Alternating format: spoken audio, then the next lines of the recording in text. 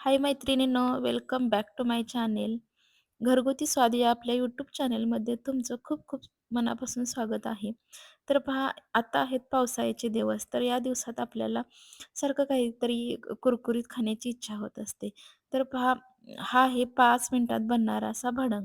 तर तुम्ही कधीही हा बनवून खाऊ शकता, लगेच झटपट बनतो. तर पहा, हा भडंग बनवण्यासाठी मी इथे घेतलेले आहेत पाव किलो चिरमुरे. आणि आता कढईमध्ये आपण थोडंसं तेल घालून घेऊयात. तर पहा, मी 2-3 चमचे तेल घालून घेतलेले आहे. हा चमचा थोडा मोठा असल्यामुळे मी 2-3 चमचे, तुम्हाला जास्तही लागू शकते.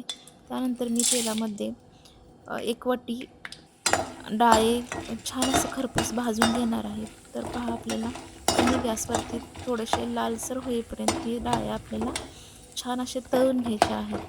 तर पहा, ह्याला छान असा लालसर कलर आलेला आहे. तर हे आता मी चिरमुऱ्यामध्ये मिक्स करून घेते.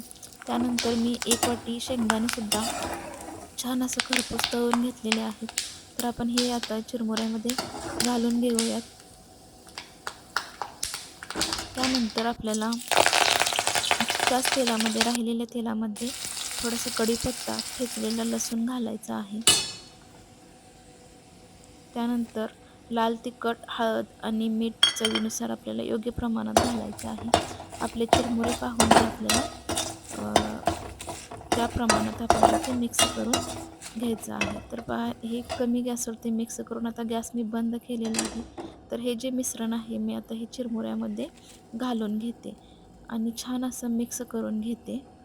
तर पहा, सर्व बाजूंनी छान असं मी ह्याचं मिक्स करून घेणार आहे.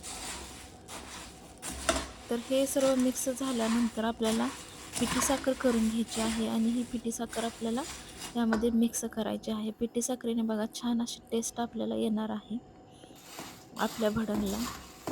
तर पहा, लहान मुले असतील तर तुम्ही तिखट कमी घालू शकता. पण मी इथं तिखट कमी घातल्यामुळे थोडासा पिवळा कलर जास्त आलेला आहे. तुम्ही जर लाल तिखट जास्त घातलं तर ह्याला लालसर असा कलर येतो. तर पहा, इथे मी यामध्ये थोडंसं फरसाणसुद्धा ॲड केलेलं आहे. आता हे सगळं आपण मिक्स करून घेऊयात. तर पहा, खाण्यासाठी आपला हा भडंग लगेच रेडी आहे. तर पहा, आता आपण हा सर्व करून घेऊयात. तुम्हीही अशा प्रकारे झटपट 5 मिनिटात बनवून लगेच खाऊ शकता. चला, तर मग व्हिडिओ आवडला असेल तर प्लीज चॅनलला सबस्क्राईब करा आणि व्हिडिओला लाईकसुद्धा करा.